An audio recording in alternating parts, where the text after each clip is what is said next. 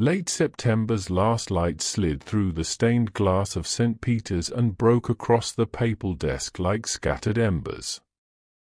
Pope Leo XIV sat alone, shoulders still, breath measured, staring at a single page that looked ordinary until you understood what it could do.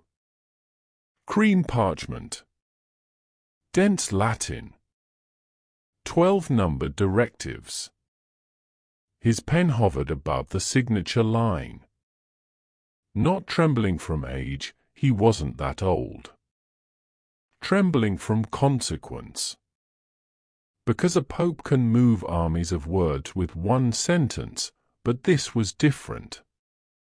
This would reach into every parish on earth, into quiet village chapels and sprawling suburban churches and packed city cathedrals, and tell them, in unmistakable terms, what the Mass was meant to be. Leo's gaze lifted to the crucifix above the desk, as if asking it a question only silence could answer. "This isn't innovation," he murmured. "It's purification." Quick pause. Before we go further, if you like story-driven deep dives into faith, history, and the moments that reshape the world, tap like, subscribe, and tell me where you're watching from. It helps more than you'd think. The papal library held its breath around him. Shelves climbed toward the ceiling like dark cliffs, packed with leather spines stamped in fading gold, saints, councils, scandals, reformers. The air carried old paper and incense, the kind of scent that makes time feel layered, not linear. Then the room shifted, not with noise, but with presence.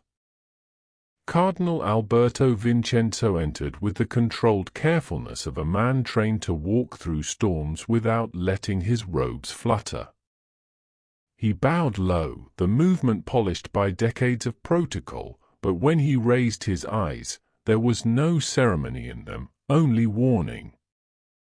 "Holy Father," he began, voice steady, "the council is assembled. And the rumors are already moving." Leo didn't ask which rumors. He didn't need to. Because everyone in these corridors could feel it, the American Pope was about to release a Duratio Veritas, 12 rules that would strip the Mass of its comforts and return it to its bones. And whether the world called it courage or cruelty, it would call it something. Vincenzo hesitated just long enough to show he wasn't speaking for himself alone.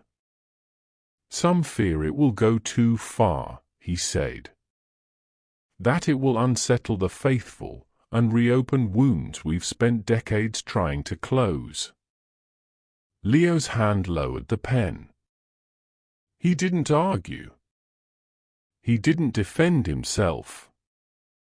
He only looked past the cardinal, past the room, as if listening for a sound deeper than politics. Then he said quietly, "Leave me." And when the door closed, Pope Leo did what he always did when the stakes became monstrous. He went backwards through his own life, searching for the first thread that led to this moment. He went backward through his own life the way some men reach for a rosary, by instinct, not strategy, because memory was the only place the noise could not follow him. Chicago came first. Not the postcard Chicago. The other one, narrow streets where winter wind cut between brick buildings like a knife, where storefront churches sat beside laundromats and corner groceries, where faith was less a mood and more a muscle. He could still see the parish hall floor scuffed by 1,000 potluck dinners, the old women who prayed like they were holding up the roof, the immigrant fathers whose hands were raw from work and still folded gently at the consecration.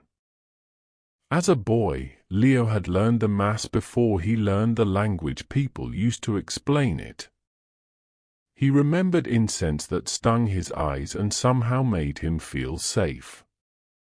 He remembered the bells, small, bright, unignorable, cutting through the ordinary world like a thin blade of gold.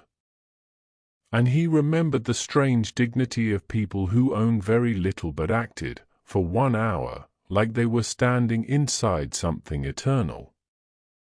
Even then, he sensed the difference between religion as decoration and religion as reality. Years later, when his vocation hardened into a decision, the city gave him a lesson that never left. If the sacred becomes familiar enough, you don't notice when you stop treating it as sacred. You just keep showing up. You keep going through motions.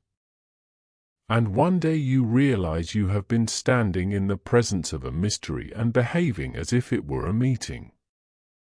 He felt that danger in himself, too. It wasn't a problem out there.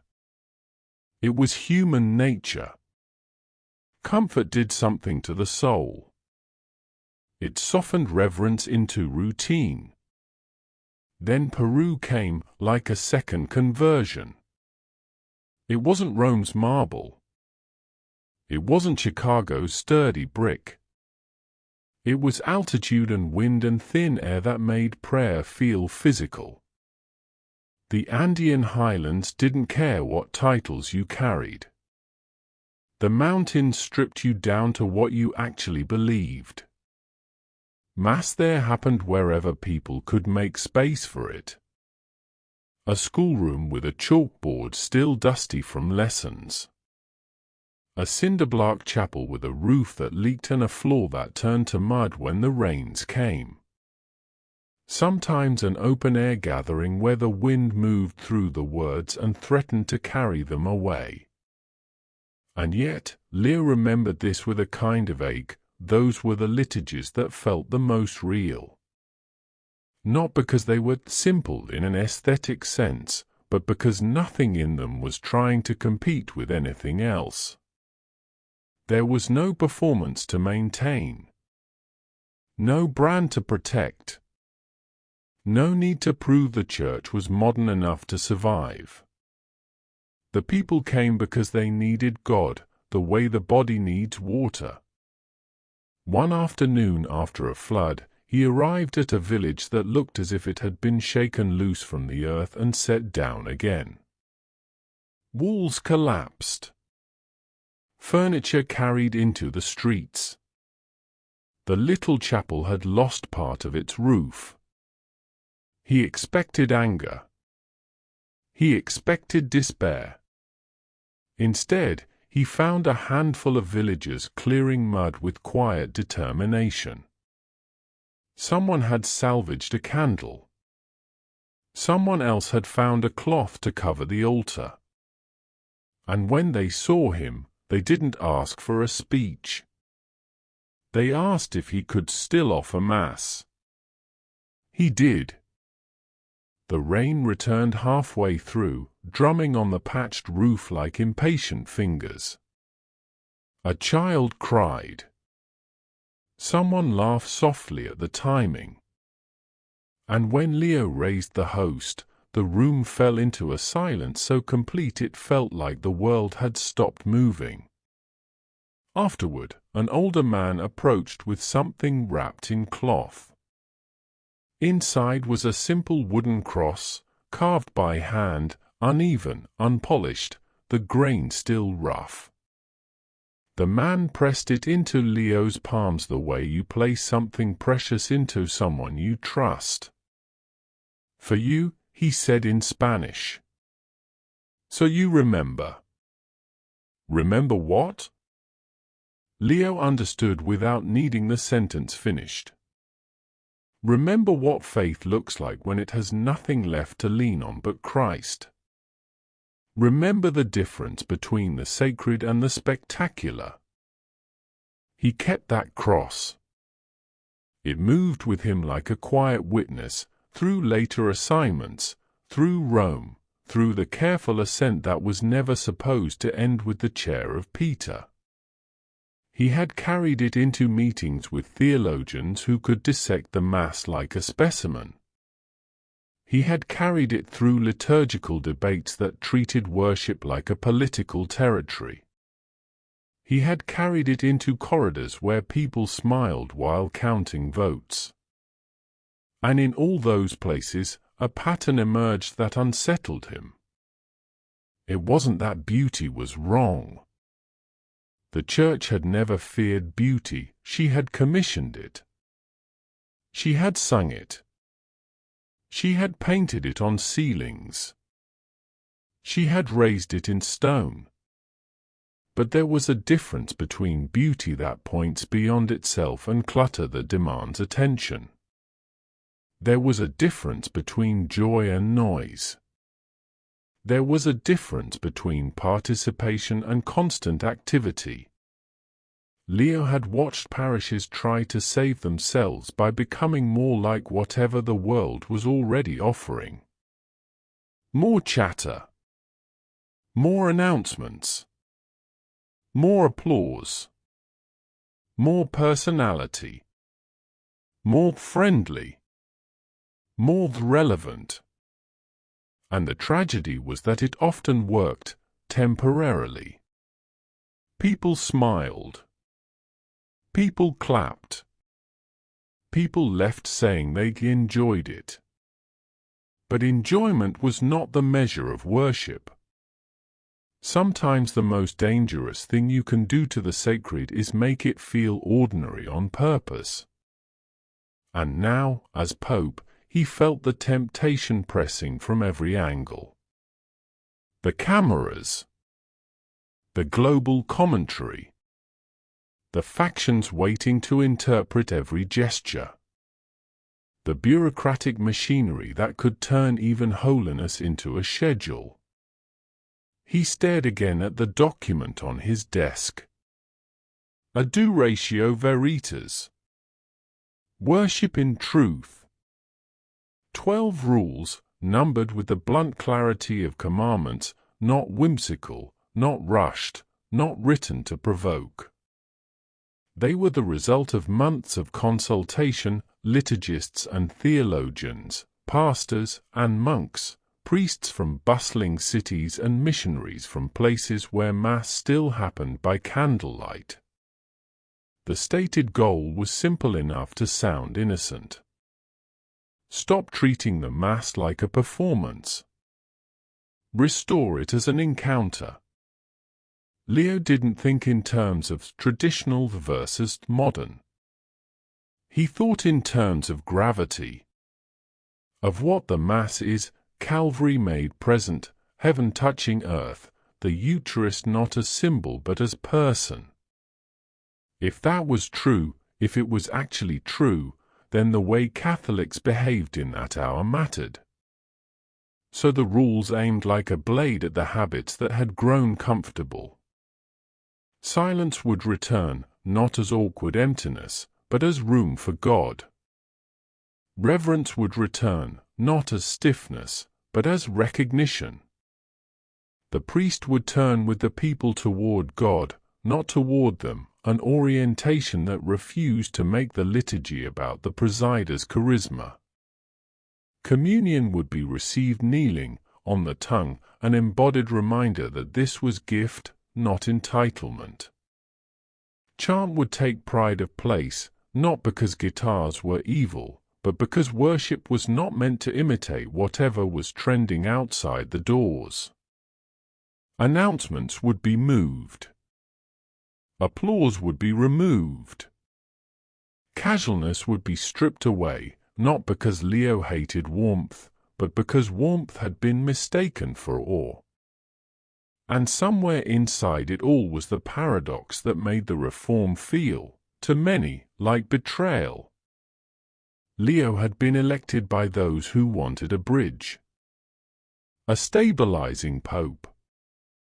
A calm after the turbulence. Someone who would lower the temperature. What they hadn't accounted for, what even his supporters didn't fully understand, was that stability doesn't always mean stillness. Sometimes it means excavation. Sometimes it means digging until you hit bedrock, even if the digging shakes the house. A soft knock sounded at the door. Not Vincenzo returning, this knock carried the careful cadence of a servant. Leo didn't answer.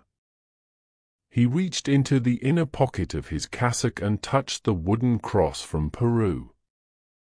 The rough grain pressed against his fingers like a quiet rebuke. You know what you're doing. Now do it. He exhaled once, slow and deep, and lifted the pen.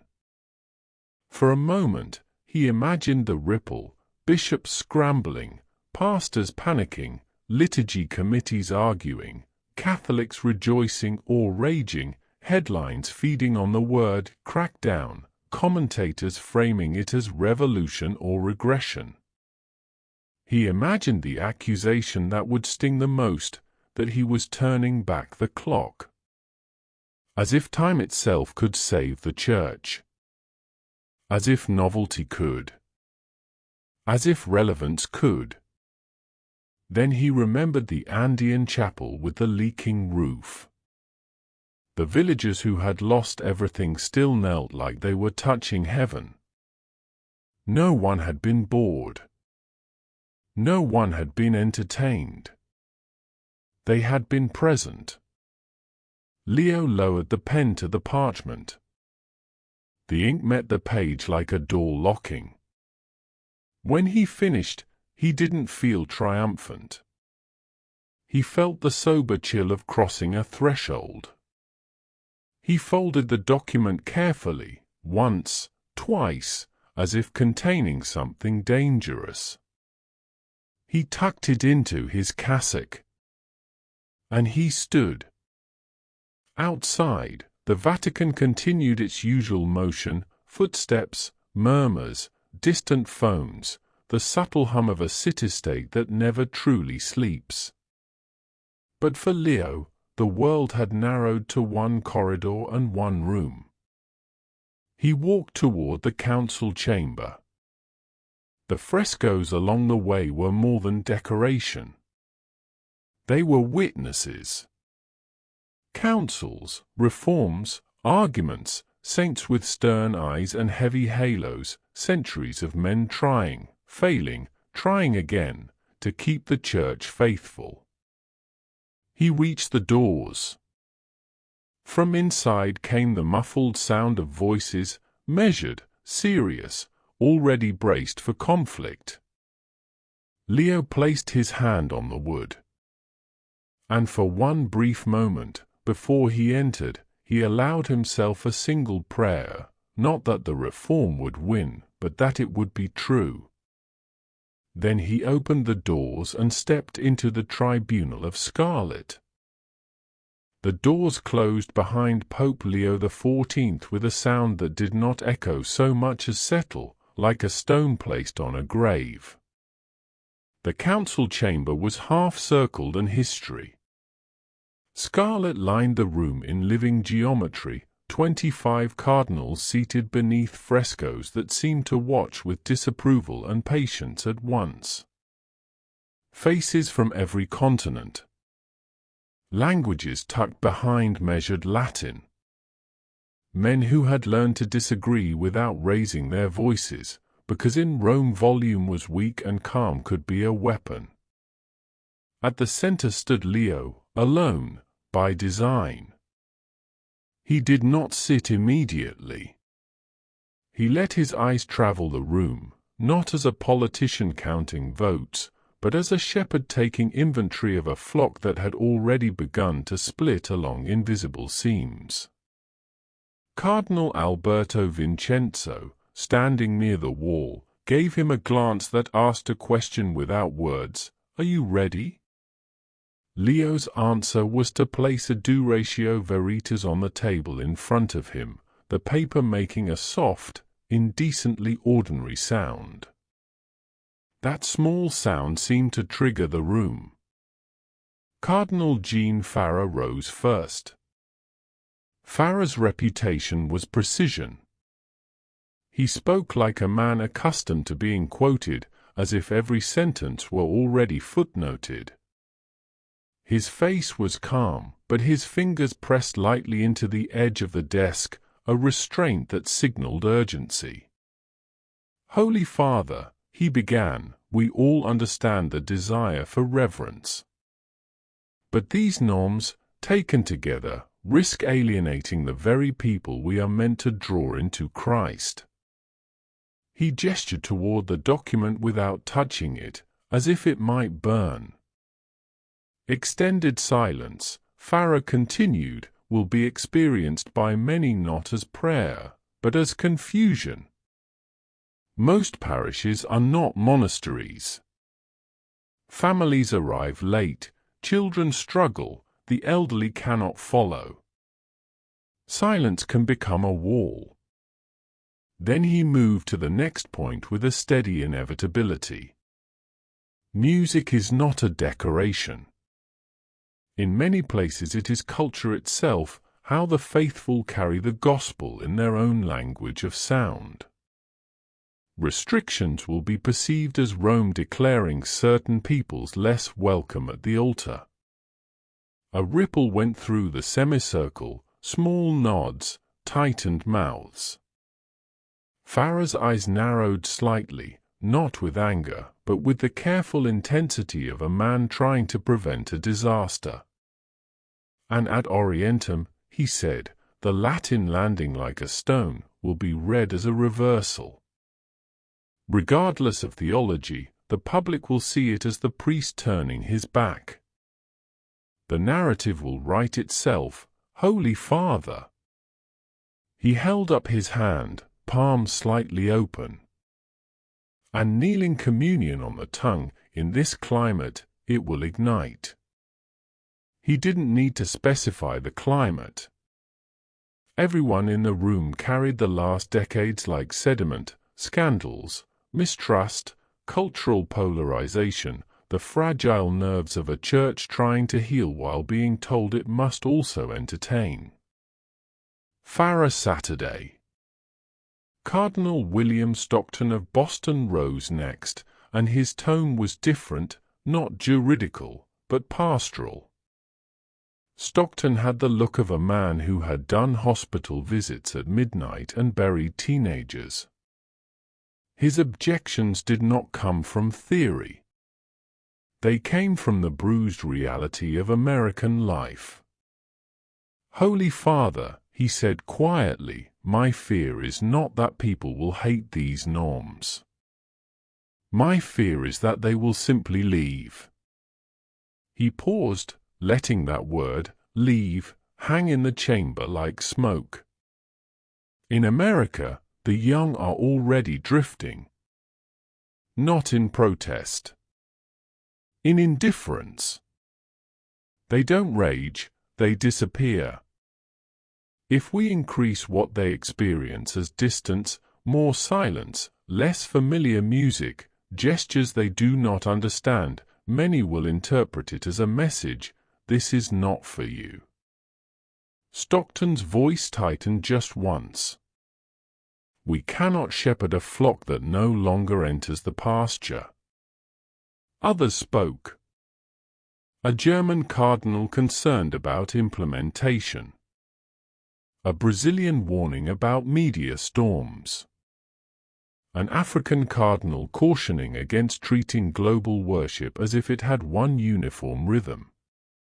The objections differed, but beneath them ran the same current, the strain will snap something. Leo listened. He did not glance down at notes. He did not interrupt. He did not defend himself with speed. He let each man finish. He let their concerns breathe fully into the room. 20 minutes passed.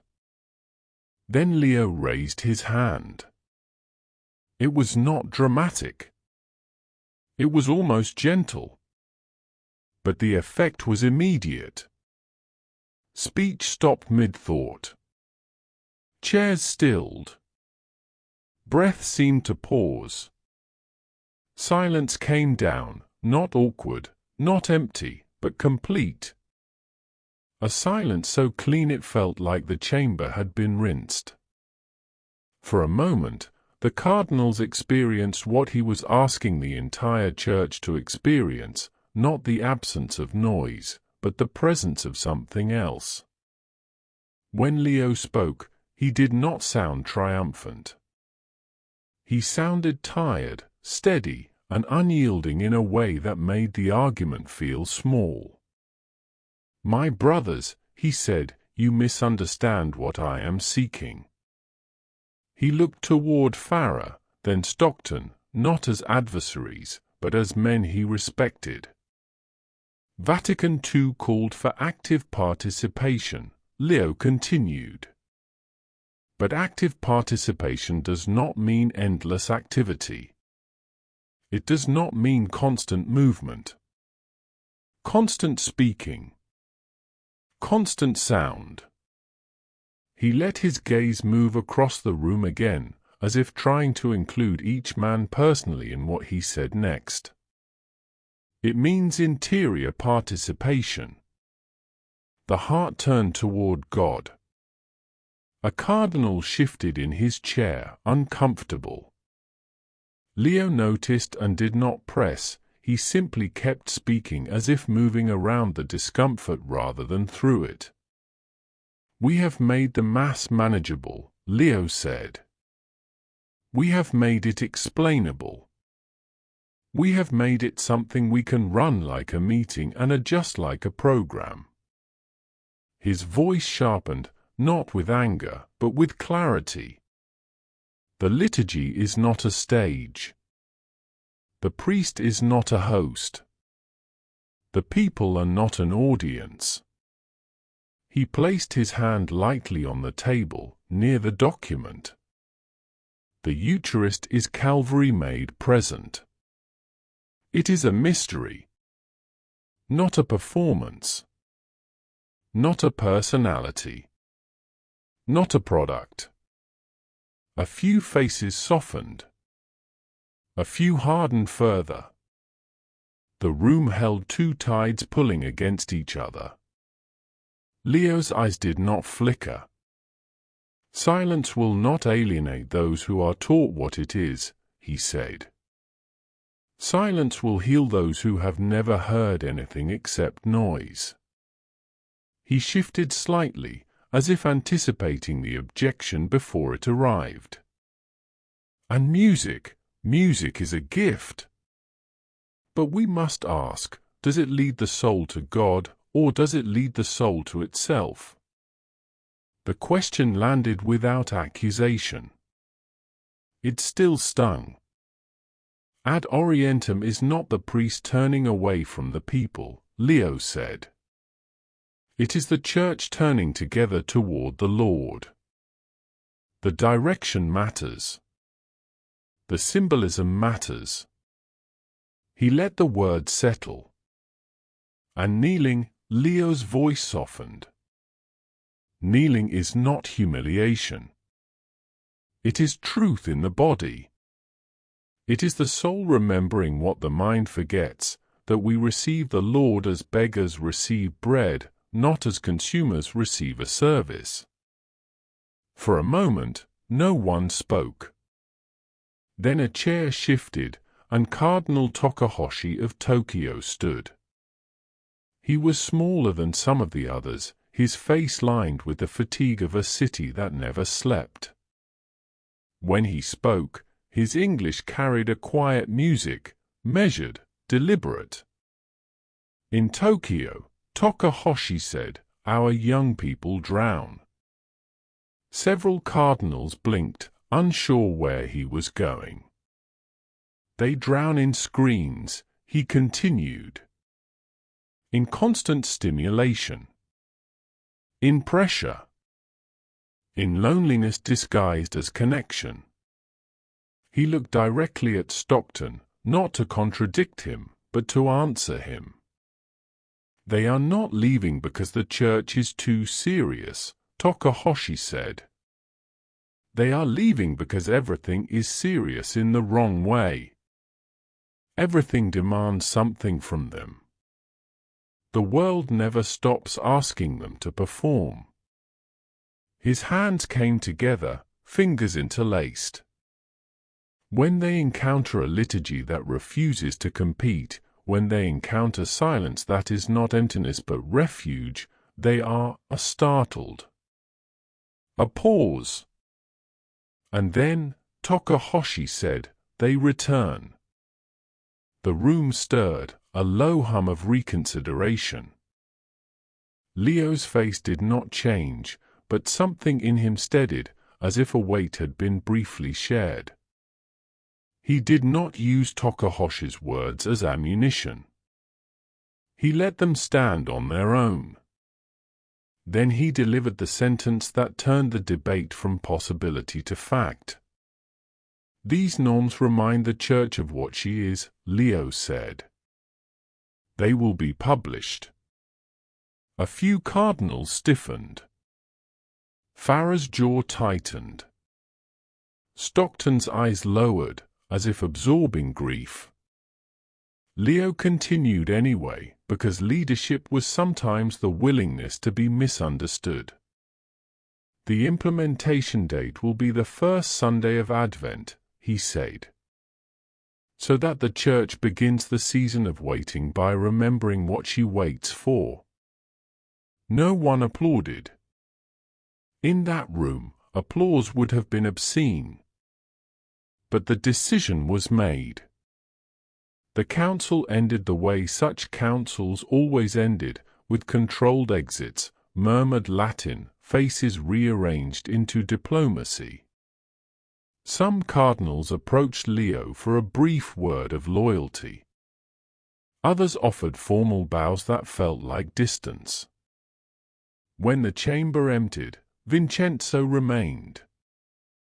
The cardinal's expression was not angry.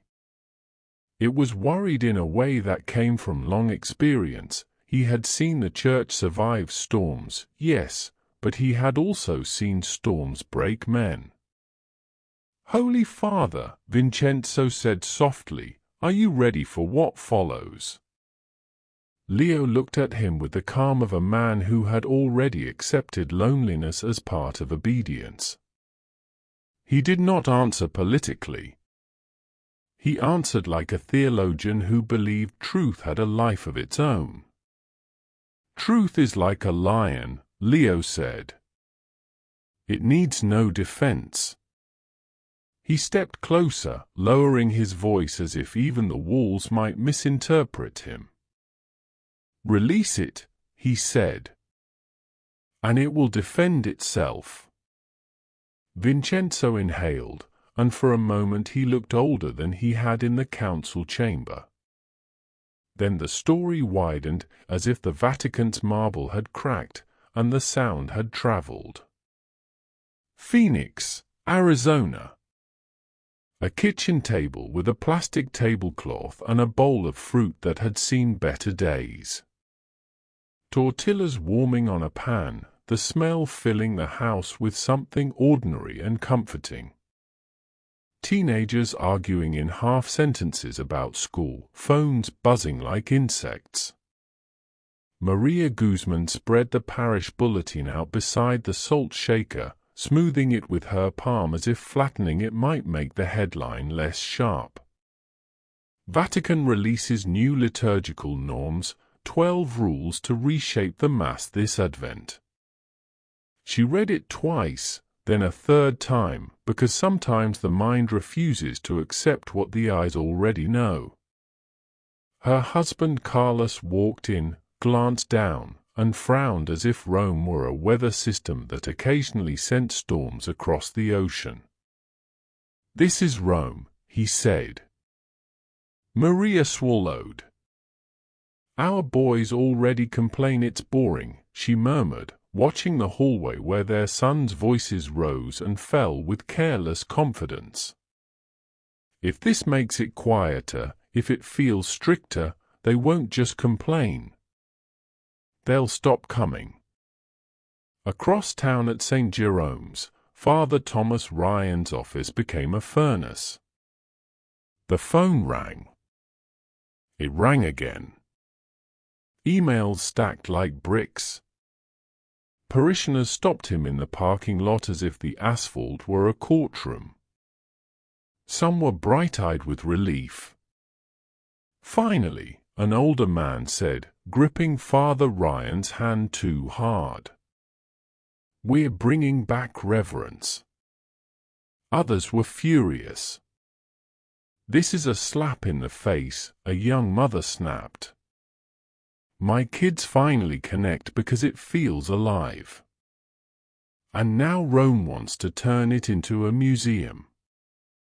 James Harrington, the music director, arrived carrying his guitar case like a shield. His cheeks were flushed, his words fast. "They're erasing us," James said.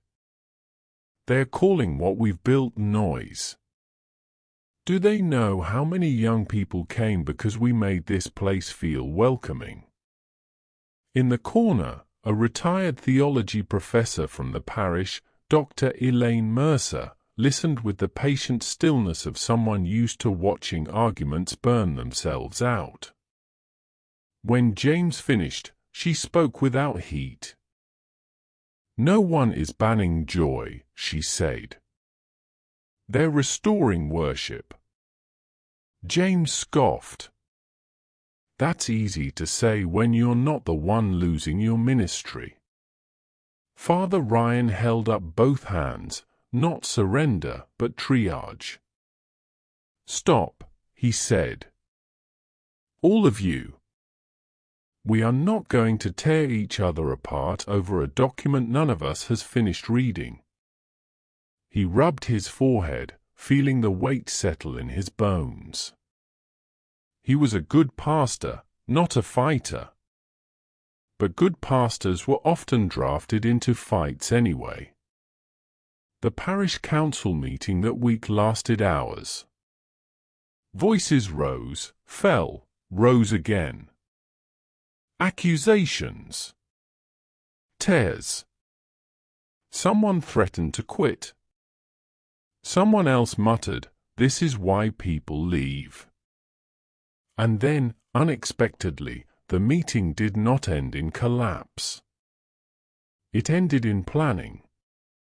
Catechesis. Training.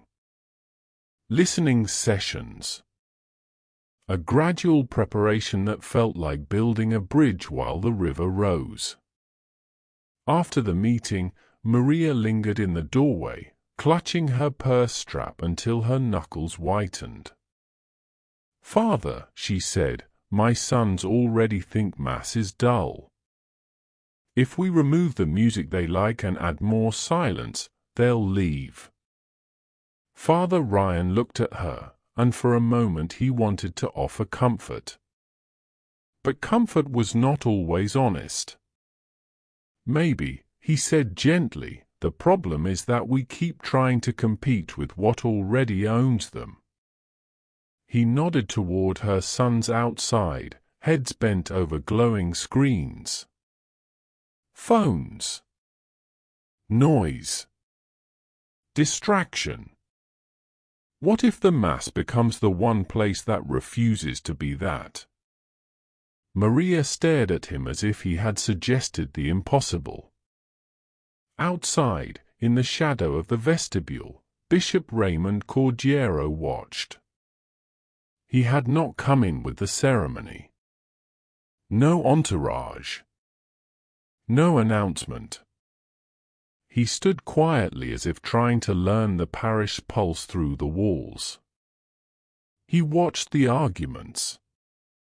He watched the fear. He watched the unexpected discipline of people choosing to plan instead of fracture. He did not issue decrees. He did not take sides publicly.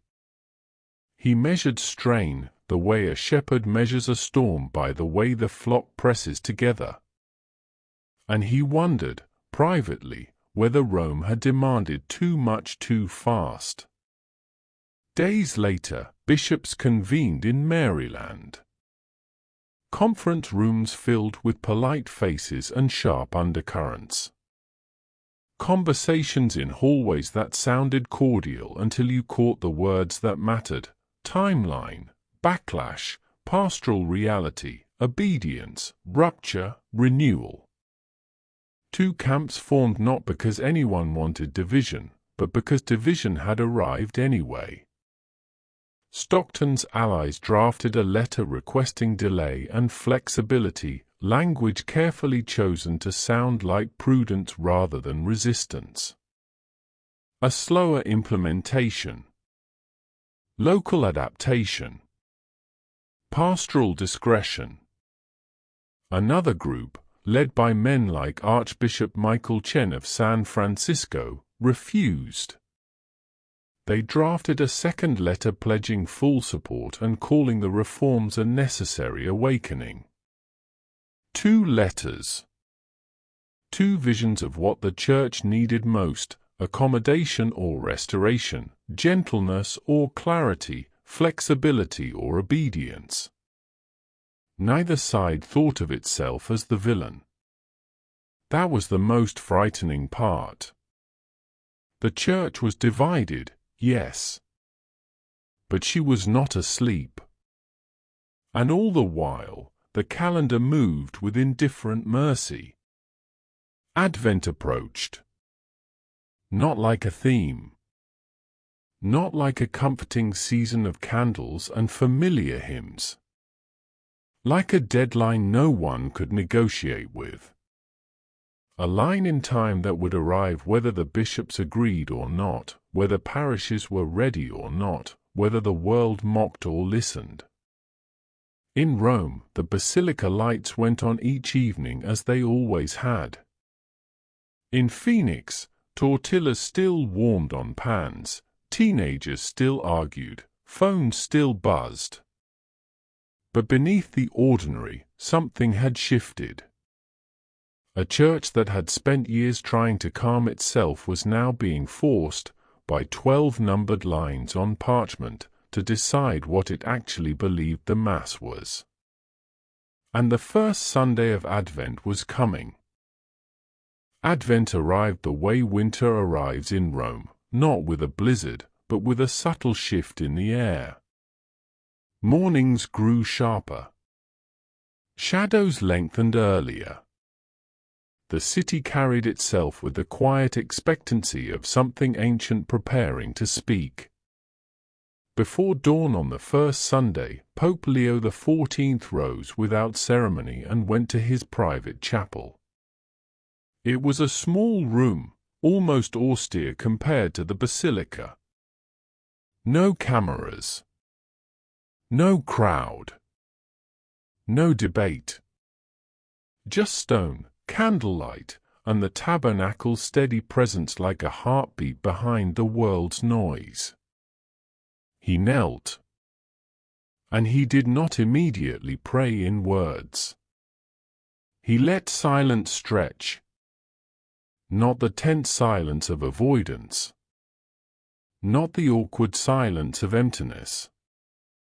This was the silence he had demanded in ink, silence as a doorway, silence as surrender, silence as the only honest response to the Eucharist. Minutes passed. Then more. In that stillness, he felt the weight of what he had set in motion: bishops trying to hold unity with shaking hands, priests relearning habits, families arguing in kitchens, music directors grieving, young people rolling their eyes, old people weeping with relief. He touched the wooden cross from Peru in the pocket of his cassock, the rough grain grounding him. "Lord," he whispered finally, the word barely more than breath, "make it true." When he stood, there was no feeling of victory. Only the sober peace of obedience. Then he walked toward the basilica as if toward a storm. St. Peter's was full beyond expectation. Pilgrims filled the nave and spilled into side aisles. Journalists held cameras like weapons. Skeptics came for spectacle. Lapsed Catholics came out of curiosity, drawn by the rumor that something irreversible was happening. Even non-Catholics gathered, students, tourists, writers, wanting to witness what commentators had already branded a revolution. The air carried a low hum of anticipation and unease, like a crowd waiting for a verdict. Maria was not there, of course. She was in Phoenix, in a pew at St. Jerome's, hands clasped so tightly her fingers ached. But she watched later, clips on a phone, shared videos, headlines that traveled faster than prayer ever seemed to. James Harrington was not there either. He stood in the back of St. Jerome's that morning, guitar case unopened, feeling like a man at his own funeral. And Bishop Cordiero was not there yet, but his mind was already in motion, measuring, listening, wondering what would break. In Rome, the procession began. The chant rose, not as background, not as entertainment, but as a steady thread pulling the heart upward. It was older than anyone in the basilica, older than the languages most of them spoke. Its beauty did not ask permission. It simply existed, like sunlight. Then the Mass entered its first long silence. It fell the way snow falls, softly, completely, changing the shape of everything without announcing itself. At first, the crowd resisted it. People shifted. Someone coughed. A reporter leaned toward a colleague as if to ask, "Is this it? Is this the reform?" But the silence did not collapse. It was held. And in the holding, something began to happen that no policy could force. Attention changed. Eyes lifted. Bodies still. The restless hum of modern life, notifications, schedules, commentary, seemed, for a few minutes, to be shut outside the basilica doors. Then came the moment the world would replay 1,000 times. At the appropriate point, Pope Leo turned. Not toward the people. East. Toward the altar, toward the direction of prayer, toward God with the people behind him, not abandoned, but joined to him in the same gaze. A collective gasp moved through the basilica. Not loud, but undeniable. The sound of a forgotten language returning to the mouth. Some looked offended, as Farah had predicted. Some looked confused. But others, many more than anyone expected, looked strangely relieved, as if the spotlight had finally been removed from the hue, and that he couldn't ignore the young couple that came every week and stayed in quiet prayer afterward. He couldn't ignore the teenager who used to smirk through the music and now knelt with his head bowed, as if something inside him had gone still enough to feel. One night, James sat at his desk and wrote a letter by hand. Not an email. Not a statement. A letter. He addressed it to Rome, but really he was addressing the part of himself that had confused relevance with depth. He wrote slowly, as if each sentence had to pass through an examination. He confessed that he had treated worship like something to be made effective. He admitted that chant, simple, unadorned, had revealed a depth his own compositions had never reached because his compositions had always, in some subtle way, centered the human experience rather than the divine mystery. When he finished, he sealed the envelope and stared at it, ashamed and strangely relieved. The following week, he began learning the chant like a beginner. Like a penitent. By the time Christmas approached, reports began arriving in Rome. Not glowing propaganda. Not triumphal summaries. Ordinary numbers, messy anecdotes, uneven results, exactly what real life produces. Some dioceses reported anger and decline. Others reported stability. And more than anyone expected reported something startling, a net increase. Not everywhere. Not uniformly. But globally, the trend leaned upward. And one pattern emerged across continents with quiet consistency: growth was strongest where catechesis had been patient. Where priests explained the why without contempt. Where communities prepared rather than imposed. Where the silence was taught as a gift, not a punishment. Leo read the reports without a smile. He had not wanted wins. He had wanted truth. Still, he felt a sober gratitude, the kind that comes only when you realize something fragile has not shattered. Then Cardinal Vincenzo announced a visitor. "Bishop Cordiero is here, Holy Father." Leo looked up. He remembered the bishop's watchful presence in Phoenix, the way he had measured strain like a man fearing collapse. Cordiero had been cautious. Perhaps resistant. Certainly worried. "Send him in," Leo said. Cordiero entered with the stiffness of a man carrying a confession. He did not waste time with long speeches. He stepped forward, then, unexpectedly, he knelt. He kissed the ring with a humility that seemed to cost him something. When he spoke, his voice was low. "I was afraid," Cordiero admitted.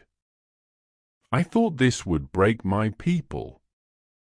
He swallowed, eyes shining with the kind of emotion bishops do not often display. "But the first week," he said, "I heard something I haven't heard in years." He paused, and his throat tightened. The silence, Cordiero whispered, was so profound you could hear people's tears. Leo held his gaze. He did not gloat. He did not say, "I told you so." He did not even look relieved. He simply listened, as he had listened in the council chamber. Because the point was never to defeat the fearful. The point was to shepherd them through fear into something deeper. After Cordiero left, Leo remained seated for a long time, hands folded, eyes lowered, as if letting the words sink into a place too deep for politics. That evening, Pope Leo stood at the window overlooking St. Peter's Square. The stones below held the day's fading light. Pilgrims moved across them like a living prayer, small groups, families, solitary figures wrapped in coats, people who had come for reasons even they could not fully articulate. In his hand, he held the wooden cross from Peru. Rough. Plain. Honest. He did not pray for victory. He prayed for fidelity. That worship would become true again, not impressive, not marketable, not safe, but true. That Catholics would remember the Mass was not meant to be tolerated, or endured, or enjoyed, but adored. Somewhere, far from Rome, Maria washed dishes while her sons argued less than usual. Father Ryan prepared another listening session. James practiced chant quietly, alone. Bishops drafted statements and tried to keep unity from tearing. Skeptics posted clips. Supporters posted tears. The lion had been released. And the world, startled by its roar, began, slowly and unevenly, to listen. Before you go, kindly subscribe. It helps the channel grow and guarantees you never miss the next release.